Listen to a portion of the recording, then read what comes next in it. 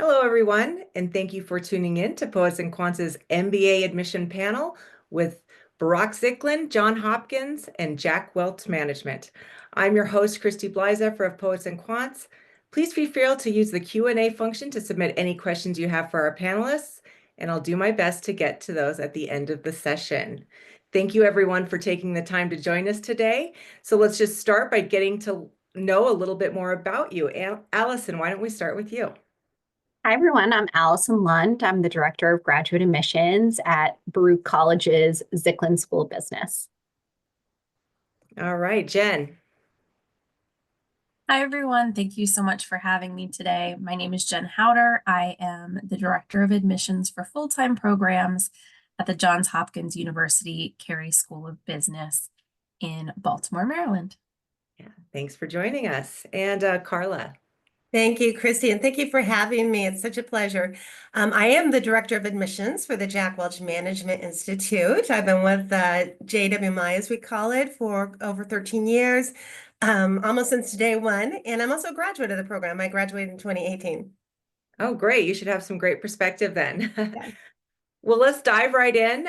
We're going to start with, the kind of the big thing that a lot of prospective students want to know about, the key differentiator of your MBA program. And Jen, we'll start with you on this one. Thank you, Christy. There are so many things that I love to share about Johns Hopkins Carey, but I think it really comes down to the fact that we're a young business school, and there's a lot of advantages to that, to be honest. We have the recognition of the Johns Hopkins University being America's oldest research university, and we've really been able to build on that. And so much of what we do within the business school is directly related to the rest of the university and integrated directly into the Johns Hopkins ecosystem, that our students really have just a remarkable access to different resources through that. Being Johns Hopkins, we are known for healthcare and medicine, so we are definitely known for the business of health.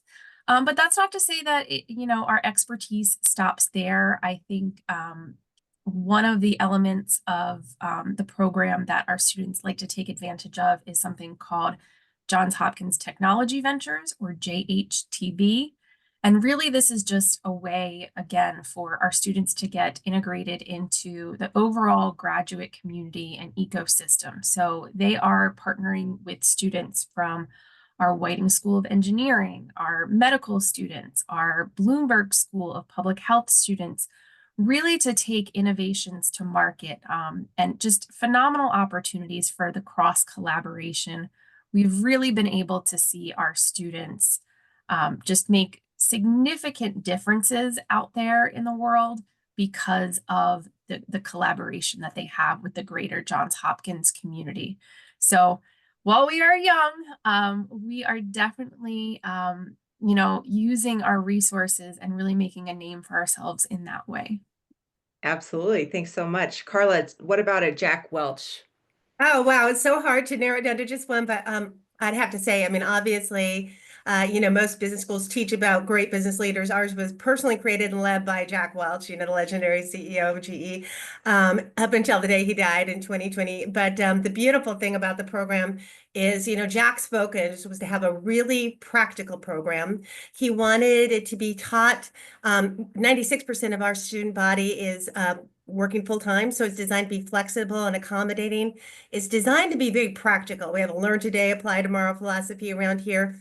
All of our faculty, I'll say our faculty are probably our biggest differentiator. They're all experts in the field that they teach. So they come from top companies like Procter & Gamble, Microsoft, and AT&T, but they've all been experts and they've been practicing in their field, and many of them actually still are. They teach in a way that's designed to be very practical for students, and they act as coaches and mentors for our students. Everything, as I said, is designed to be immediately actionable. So 98% of our students are telling us they're extremely happy with the program. Over 68% of our last graduating class told us they got at least one promotion or raise while they're going through the program. And so that's because of the faculty, the way that their overall quality, but also their responsiveness. Poets and Quants, we've been so pleased to be on the Poets and Quants top 10 list for the last 5 years. Of the last 4 years, our faculty have been ranked in the top 4. So I'd have to say our faculty, the level of support that students get, how this is very student-centric, very focused on student outcomes. And there's an incredible networking community. We have something called JDMI Connect, where students can be matched up with mentors, with other students and alumni in the program. We had 56 live virtual events last year. We have 2 going on today that students can join in. There's 2 going on today about one's on AI and healthcare, and one's on what's the emerging trends in AI. In fact, our newest concentration is a concentration in AI. So I could go on all day, but those are 2 of our big differentiators. Absolutely. Thank you. Allison, how about at Zicklin? Thanks, Christy. I love talking about Baruch and Zicklin. We are one of the largest public business schools in the country. And as you might guess, we are located in the heart of New York City.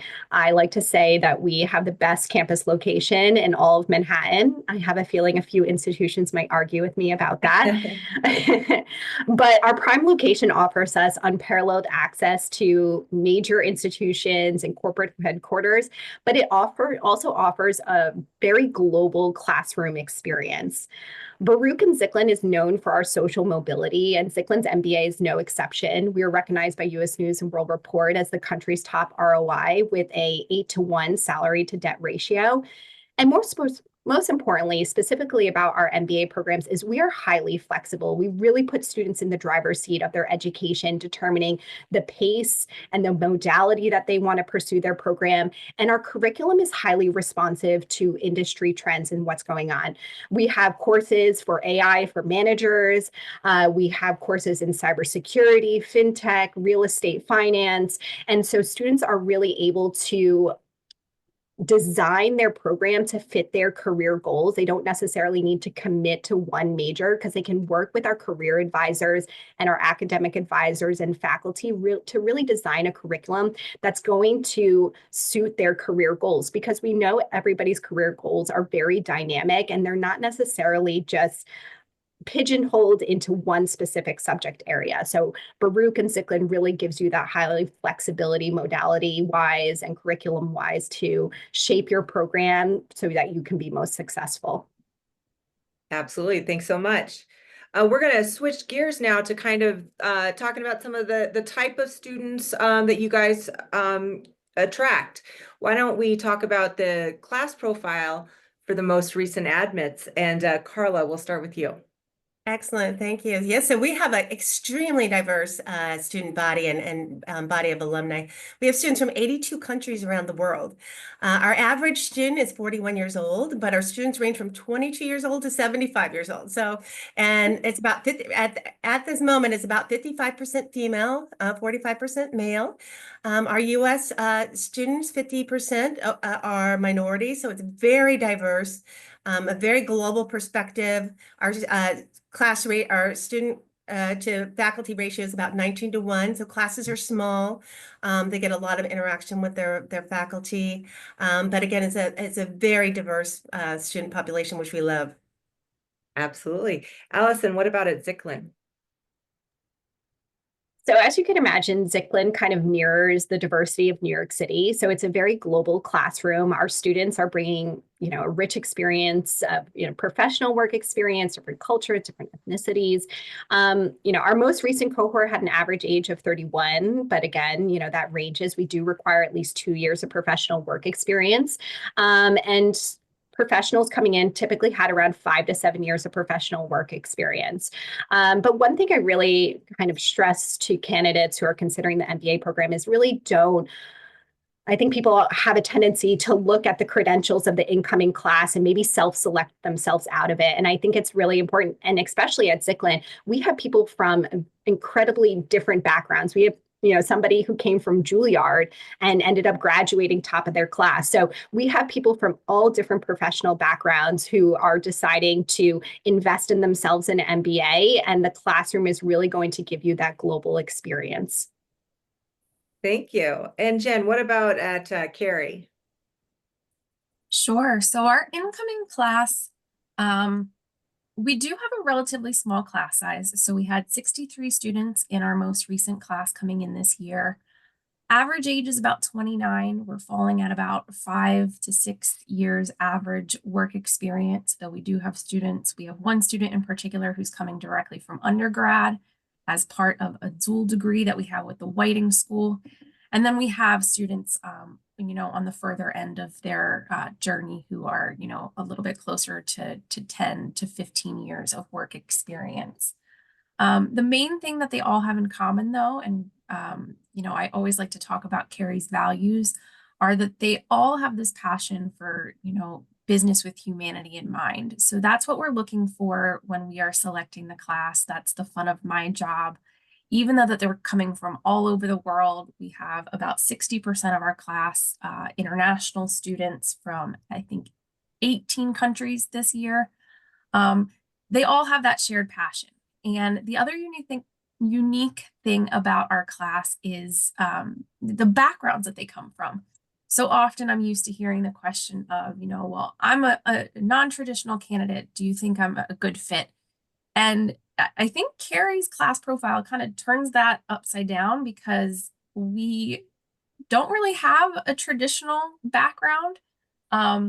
If you look at the makeup of where our students are coming from in terms of their undergraduate degrees, most of our students, the majority, are either coming from a science or a STEM or a medical background, whereas the business aspect is actually a very small piece of that pie chart. So that I always think makes people feel a little bit better if they're coming in with not a lot of business background. They're really, coming into a pretty even playing field. And with that smaller class size, I mean, it's very intentional that we're doing that. Like I said, going back to the idea of us being a young school, that allows us to really be responsive to the class and listen to their needs, tailor things as they go. It gives you the customized attention. I will say that our ratio of our current full-time MBA students to our career coaches about 1 to 20. So very personalized attention. And just so much of our curriculum is based around experiential learning, and just having that small class size and really being able to know your peers. I think it gives a sense of comfort, and they do develop this rapport with one another that makes it a little bit easier in that experiential learning environment to take those chances, to not necessarily feel like you're going to be judged, because you really do have a close relationship with your peers. Yeah, I think we do think of, MBA students as kind of those academic high achievers.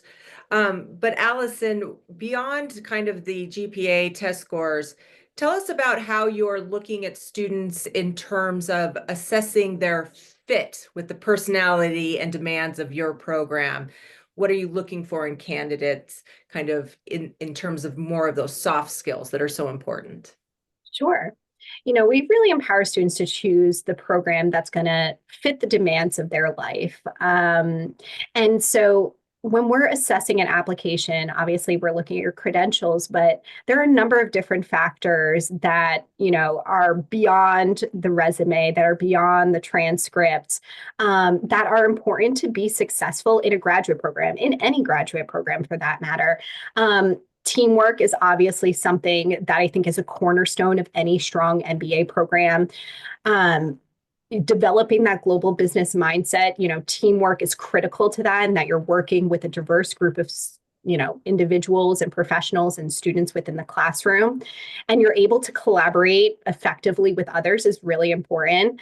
I think some self-reflection and self-awareness is also really important, and understanding of your strengths, but also to be able to identify areas for growth, and really showcasing that commitment to professional development.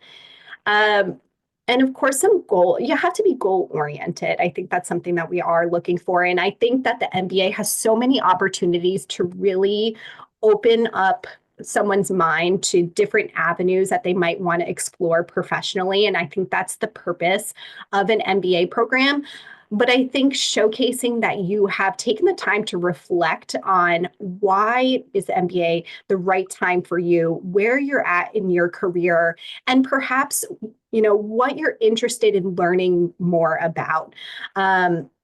I think that when you're in an MBA program, learning is most effective when you're able to reinforce it with what you're doing outside the classroom. So whether, you're a working professional and being able to reinforce what you're learning at work from what you learned in the classroom, or an internship or a case competition, those are all opportunities to reinforce what you've been learning in the curriculum. And of course, just a growth mindset, I think, is important. And I just value the vulnerability our candidates have when they're coming from backgrounds that might not be traditionally business, and just encouraging them to take that leap of faith, because I've seen so many students from various academic backgrounds, various professional backgrounds, kind of taking that step forward to say, I'm feeling a little bit vulnerable. These are areas I've never studied before. I wouldn't consider them strengths, but I'm going to push forward because I know that this is going to be a critical investment in my future. And I really honor that vulnerability in students when they're able to showcase that in their application. Yeah. And I think all those things are important to, thriving in a program. Absolutely. Absolutely. Jen, what are you kind of looking for in personality, fit, and soft skills at Carey? Sure. So I know it's always hard for candidates. They get really wrapped up in, what is the average GPA, GMAT, GRE. And I try and comfort students by letting them know, obviously, we want you to be in good shape academically. We want you to get here and be able to handle the academic rigor of the program. We don't want to set anyone up for failure. But I think that there's so much in place at Carey that, even if you don't have the strongest quant background, like I said, not all of our students are coming from that business background. We're going to support you along the way with the academics. What we're really looking for, and we actually, one whole essay question in our application is dedicated to this, is how you identify with our Carey values. And it really comes down to this idea. We have 4 key values: boundless curiosity, relentless advancement, unwavering humanity, and collaborative leadership. It really just all speaks to this idea of, approaching business with humanity in mind. So that's what we're looking for more than anything.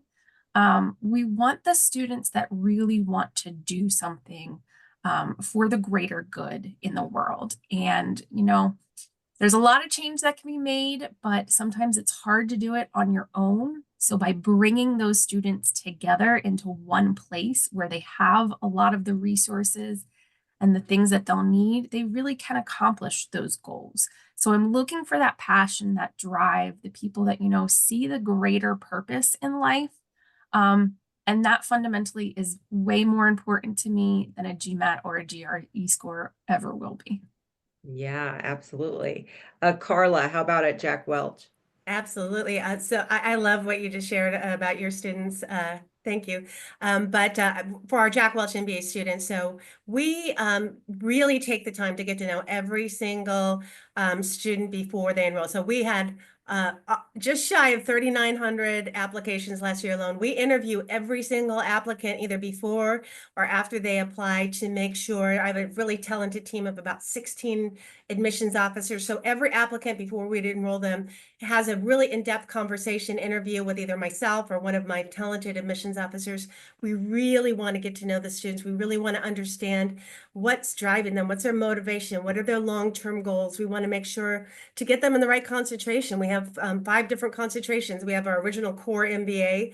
We have an MBA with a concentration in healthcare. We have an MBA with a concentration in HR, the Shermaline. MBA with a concentration in operations management, and then our newest concentration is AI. So we want to get to know that student and figure out what are their long-term goals. We have a lot of business owners, aspiring business owners. So the core MBA is a huge focus on that, new business ventures and entrepreneurship. But we really want to get to take the time to get to know the student. what we're really looking for them is that desire to grow, that continuous improvement mindset, and making sure that the student is really transparent with us to let us know how we can best support them. We have a lot of students that come to us, and the thing that's held them back for pursuing an MBA is they have a fear of numbers. And so we, reassuring them that we have numbers coaches. We have, obviously, with students from 82 countries around the world, we have many, many students who English is their second language. So we want to get to understand, do you need some support? We have what are called communication coaches, or actually some of our students, it's been like 20 years since they've written a paper. So we want to make sure to really understand where that student is so we can meet them where they're at, make sure we get them in the right program. It's just as important that we make sure that we're a good fit for the student as they're a good fit for us. So we take the time to get to know every student really well so that we can meet them where they're at and help them get where they want to go. Yeah, that actually leads, really well into our next question about, communication with these vastly diverse student bodies. And in a global, business landscape, of course, you're going to have to lead and work with people from different backgrounds, perhaps different countries, different languages. Jen, tell us how you kind of prepare students to lead and work with people in that kind of cross-cultural landscape. Sure. So it really happens from day one coming into the program.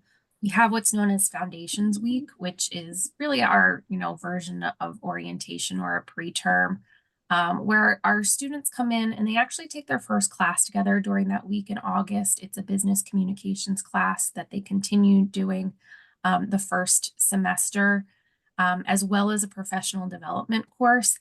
That's really where a lot of the dedicated teaching regarding business communication, that, cross-cultural collaboration and communication comes in. But other than that, we really have a lot of our curriculum dedicated specifically to, leading organizations. Some of our top electives that our students really enjoy taking are effective teaming. We have managing in a diverse global world. We have power and politics. So those are kind of the top electives that our students take. We also have our global leadership expeditions. So if you want during, a spring break or a winter term to go out somewhere in the world, I think the past year was a trip to Norway. So somewhere a little bit out of your comfort zone. Again, just being able to kind of stretch yourself and explore the different dynamics of leadership. But really, it's in everything that we do with the experiential learning framework of our curriculum, because everyone is, kind of rotating those different roles of stepping up and being able to lead a team. There's so much built in, on reflection and feedback. That's just kind of a very natural piece of the Carey curriculum that our students are constantly, hearing from their peers of, what they could have done a little bit better, what they excelled at. They're working with their career and development coaches on that. So they're getting all, aspects of it at various stages. Yeah, absolutely. Carla, what else does Jack Welch do beyond those communication coaches that you were talking about? Absolutely. Numbers coaches, communication coaches. But the very first thing we do as soon as we get that student enrolled is they'll have their own dedicated JDMI advisor. And that advisor stays with them for their whole 12-course journey. It's a 12-course MBA, regardless of concentration. They're going to have that one same advisor. That advisor is going to meet with them before class ever starts. She's going to do a Teams call with them. She's going to actually give them a little sneak preview of the first couple of weeks of class. Some of our students want to connect with their professors before class even starts. So the professors are more than happy. They love that one-on-one engagement with the students. So a lot of them maybe will connect with their professor before class starts, but that JWMI advisor is going to be their main point of contact until they graduate, for everything, whether they need a numbers coach, a communications coach, help them figure out, how am I going to pace the program? The great thing about the program is the flexibility. So you don't have to decide right away, I'm going to get through the program in 18 months, which you can do, or 36 months, or your advisor will help you every step of the way as each new quarter approaches. She's going to reach out to that student and say, okay, what's going on in your life? Do you want to take 1 or 2 classes for the next 10 weeks? If they want to take 2, she'll help pair up classes that go nicely together. If a student has to sit out a quarter, which is totally fine, you know, she'll make sure to stay in contact with that student. We're very, very focused on the student as a whole person and making sure they're not only, you know, successful in class, but in work and in life. So that Jada, my advisor, is really a key component to that. In fact, we've had students, we have our annual graduation ceremony here in Washington, D.C., where we're headquartered every fall. It's a beautiful ceremony. At the last graduation, I had a student who had walked across the stage and graduated. He came up to me. I had enrolled him myself 9 years ago. He was an Australian ship captain, and because of his crazy work schedule, he had to sit out quite a few quarters. It took him 9 years to make it to the finish line, but he made it. So we're just really focused on every student as an individual. Oh, great. Allison, what about at Zicklin in that cross-cultural communication and how you kind of develop that in the program? Sure. You know, I think it's been a common thread about like diversity in New York City, and naturally our classroom is a reflection of that. Communications and ethical leadership are core learning goals in our MBA program. So every single course within our MBA program has to map back on how they're accomplishing those goals. And so, you know, obviously a number of classes are focused on that, and we have communications coaches that will kind of move into those classes and assist faculty members with different projects and help to provide students with feedback. But beyond the classroom, we also have a lot of infrastructure in place for students to get exposure. We have a resource called Executives on Campus. So beyond just working with the students and your peers in the classroom, you can get partnered with year-long mentor from professionals within your industry. We also offer mentor for a morning and mentor for an evening, where you're able to partner with professionals for short term to get to meet up to 4 professionals for a short networking session. And I always say to students, you know, there's nothing holding you back from continuing that relationship. So students get a lot of exposure, not only to students within their classroom, but also by taking advantage of our different opportunities outside the classroom. In terms of the global mindset, we offer a winter intersession in Lyon, France. So about 15 students went to Lyon, France, and they had an amazing time. They obviously traveled to a few different countries while they were there. And I just saw the pictures on LinkedIn. Looks like they had a wonderful time. But we also offer a consulting capstone, which is the culminating experience for the MBA program. And so students work with a small group of individuals on a real business challenge and then present that solution to the company. This obviously, we work with global companies, and we specifically send students to companies in Italy, and we partner with University of Bolzano in Italy. And so they partner on a project together. And so students get to go to Italy, and then those Italian students get to come to New York City. So there's a lot of opportunity, obviously, within the classroom, but also outside the classroom to develop those cross-cultural communication skills. Thank you. Well, Carla, you know, in talking with business professors and students and admissions folks from MBA programs for many years, I've noticed a distinct trend that the students, younger students, are much more strict about insisting that they want their work and their personal values to align. What advice do you have for applicants about how to choose the program that's right for them in order to help both their professional and personal goals? Absolutely. And I also see the same, and it's so true. And my best advice to them is, you know, pick a program that is going to best support your lifestyle, not just advance you in your work. That's good, best going to support, because we keep in mind, you know, these students are busy working professionals, but they're also parents and their children and their sisters and brothers, and they're active in their communities. So we want to make sure that that the student finds a program that is going to best fit with their lifestyle, so that they can really, you know, not to have to sacrifice anything as they're earning their MBA. And that's why the flexibility is key. And then also really That's why we really want to get to know every student's, what are your intrinsic motivations? What is motivating you? Not just your goals. We don't want to just hear about your long-term career goals. We want to know what's motivating you. And so many times we hear it's, I want to set a good example for my children. I want to make a better life for my children. Or, this is my mother's dream. She wanted me, but we really want to understand what that internal motivation is outside of just, career goals and test scores and work experience. Our average student has 15 years of experience. So we really want to understand what's gone on in your past. What are the things that you have enjoyed about your career? What are the things that you want to change about your career? So really getting to know where that student, again, it's a holistic student picture.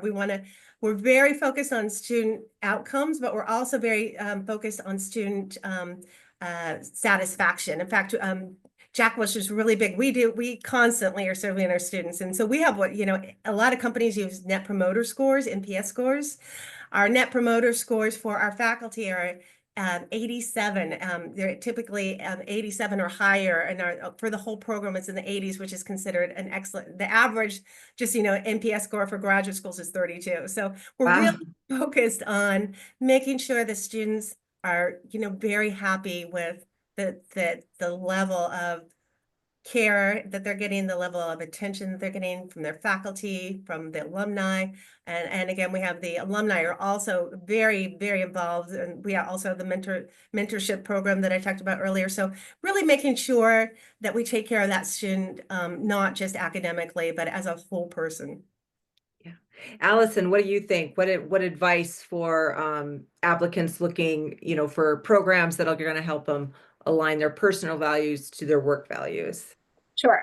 This question really does resonate with me. And because I was just thinking about why I love working at Zicklin so much, and the students that we serve. And Baruch and Zicklin is a public institution. We are dedicated to uplifting, to social mobility, to providing more opportunity for students and to really elevate their life circumstances. And it makes it so easy for me to talk about Zicklin. I feel like I can be my true, authentic self because we truly believe in access to excellent education. And that's what we're committed to here at Zicklin. We are actually sit in the same suite as career services. So it's kind of like a full circle moment for students where they see us at the beginning, but I also get to see them, kind of through the end of the program. And one thing that the career professionals in our department always echo to me is just the work ethic that our students showcase. They come in from very challenging circumstances and have defied all odds and have this work ethic that's unparalleled and so valued by employers along with their global mindset because they have such rich backgrounds and experiences. And so, when I'm thinking about this question, it's so natural, so easy for me to answer because Zicklin is really dedicated to the common good and uplifting people and providing opportunity for them. And, if that's something that's important to you, I think you would find a home here at Zicklin. Yeah, thank you. Jen, same question. Sure. So I had the opportunity just last week to host an MBA preview day on campus where we had some of our admitted students come, some of our students who are currently in the interview process. And at the beginning of the day, I really wanted to kind of frame, what they were about to experience and what I hoped they would get out of the day. And that really kind of speaks to this question because I think it's all about listening to other people's stories. And I always like to call on one of my favorite events that Carrie hosts. It's called our PD Plus Storytelling Showcase. This comes in the second year. It's kind of an expansion on our professional development course that they take in our first year. But it's, a number of our second year students get up in front of their peers, faculty, staff, and they really share these personal stories about their career search and their professional development journey. And they dig deep and they confront difficult truths and they really make themselves emotionally available to, everyone in that room.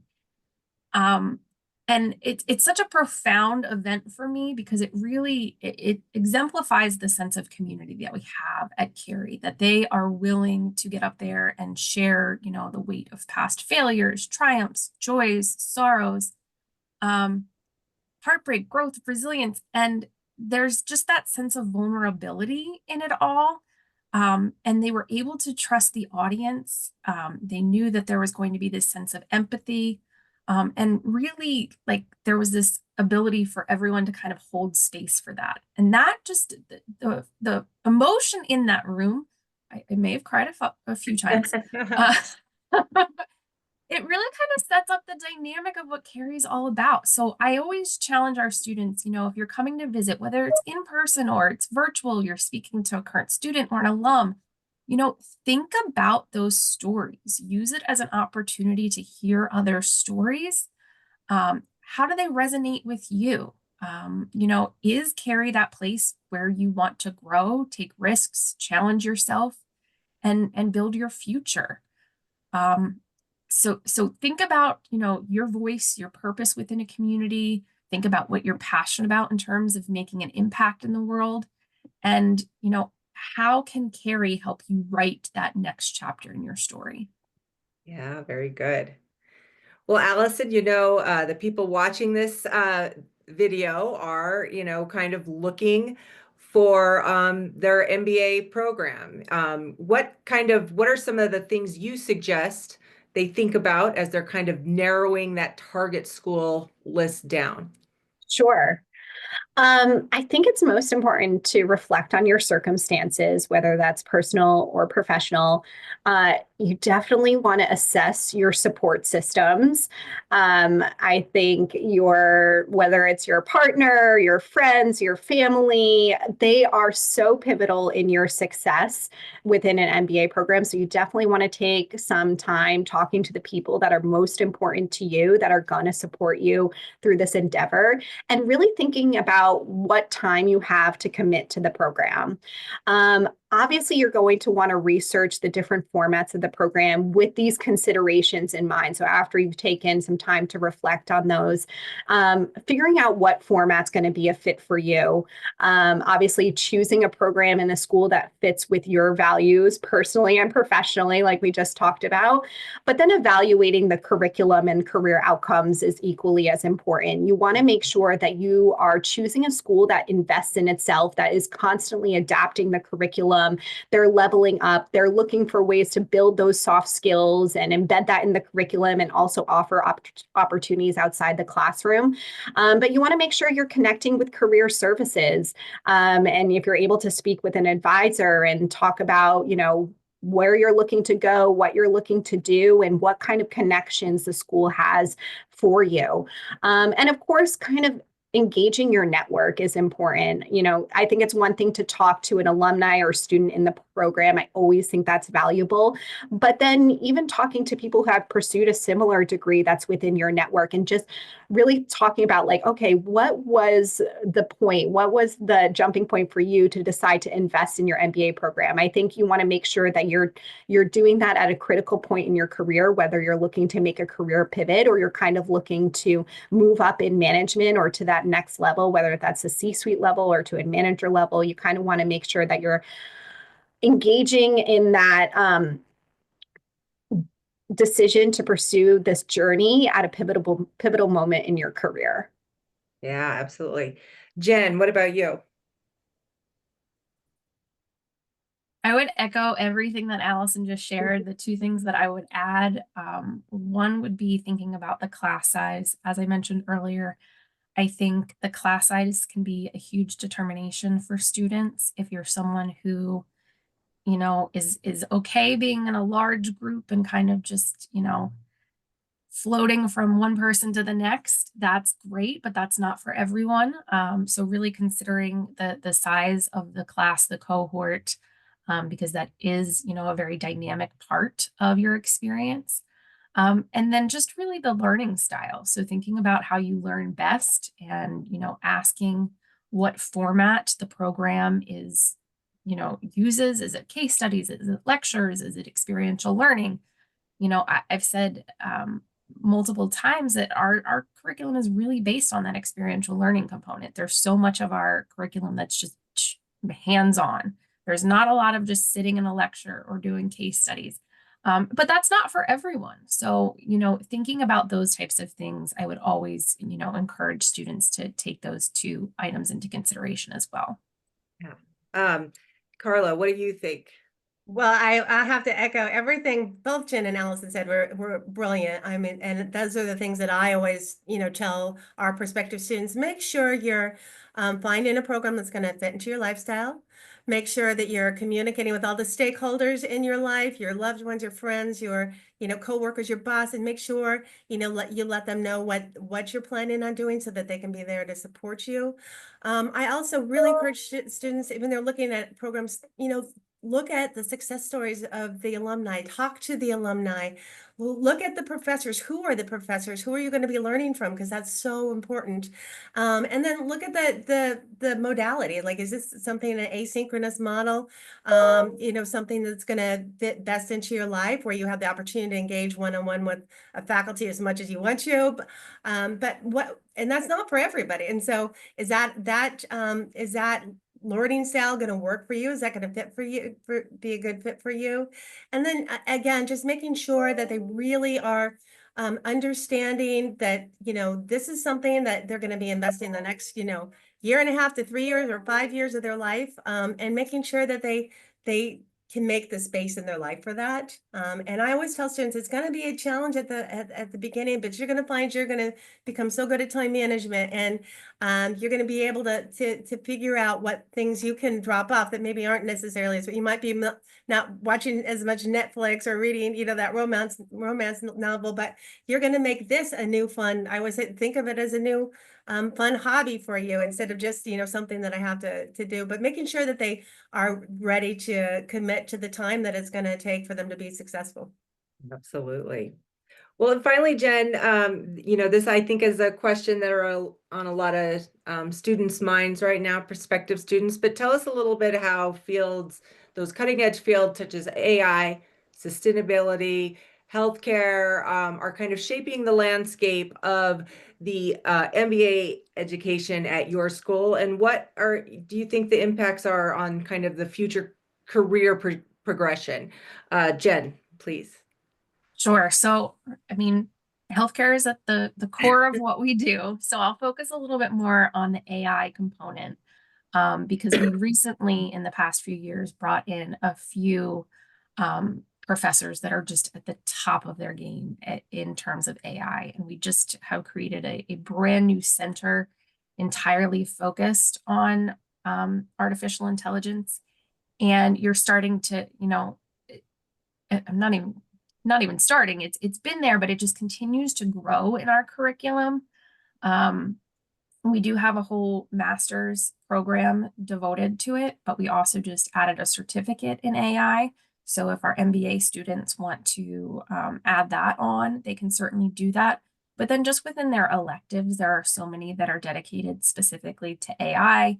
We're bringing on a new one in the business of health and AI this year will be a new upcoming elective. So it's constantly evolving, but we really have put a lot of resources into making sure that we have the best talent here in terms of our faculty and staff to really lead that into the next step. Thank you. Carla. Yeah, absolutely. As I mentioned, our brand new concentration is actually a concentration in AI leadership. So it's really learning how to leverage AI from that leadership lens, using, understanding how AI can make your company more strategic, make your operations better, leveraging AI to collect and analyze data, but really everything from the leadership lens. So we have that concentration, but for those students who we also have a healthcare concentration that's phenomenal. But maybe for those students who are really interested in AI but don't want to change their concentration to AI, we have, like I said, just today alone, we have 2 virtual interactive webinars one's on AI and healthcare, and then the one that's actually happening in about an hour. We have one this evening just on all the new developments in AI. So students can jump into those webinars and jump into that instead of if they didn't want to change their whole concentration to AI or healthcare, but they have opportunity to talk with and interact with the AI faculty, and we have cutting edge faculty that we've also just brought in, and our healthcare faculty. They have the opportunity to engage with those people without necessarily having to pick that as their concentration. And Allison. Well, thank you. I think this kind of goes back to something I said previously, is when a prospect is researching a program, to ask the university, to ask them, how is the school investing in the program? How are they responding to industry trends? You want to make sure that you are choosing a school that is continuing to, up the level and respond to industry trends. And obviously right now, AI, sustainability, and healthcare are at the forefront of that. But, 5 to 7 years, it might be something different. And so you want to make sure that the school is adaptable and that they have the researchers in place to be able to respond to different industry trends. Our MBA program is continuously evolving, and we're incorporating and growing in different fields. Obviously, AI and sustainability are one. We actually just went through a dean search just last year. And one of the things our faculty were very passionate about is about sustainability and ethical decision-making and ESG. And that was something that continued to come up when we were interviewing candidates for the dean's role. Our faculty are very committed to sustainability, and we've actually incorporated a number of different courses within the MBA program that are committed to sustainability and ESG. In AI, this is a Baruch-wide commitment. We have a college-wide group that's working on dedicated to AI and preparing students to thrive in an AI-driven landscape. And we have a number of different courses that are dedicated to empower future leaders to leverage AI for decision making, but also to understand what is the landscape, and to assess the ethical issues. That's one of the core principles of Zicklin's MBA, is ethics in business. And so AI poses a lot of ethical questions and how it's utilized. And so there are definitely classes within our curriculum that students can choose to understand and assess what those ethical issues are. And of course, to be able to communicate AI concepts effectively. We do have a program within the Zicklin School of Business that's dedicated to healthcare leadership. And so that curriculum, from A to Z is delivering business education through the lens of healthcare. And everyone who is in that program is currently working in healthcare. So that program has a very rich history at Zicklin. Absolutely. Well, thank you all very much for your time and expertise. It's always fun to connect and get to know more about your programs. And for all our viewers, thanks for tuning in. And be sure to go to the websites of each of these programs to learn more, or feel free to reach out to any of the panelists directly, and they'll be able to put you in touch with the information that you most need. We also have a lot of other panels with students, other school administrators throughout the next couple of days, so that you can get more perspectives on more schools. And again, thanks for listening. Thank you.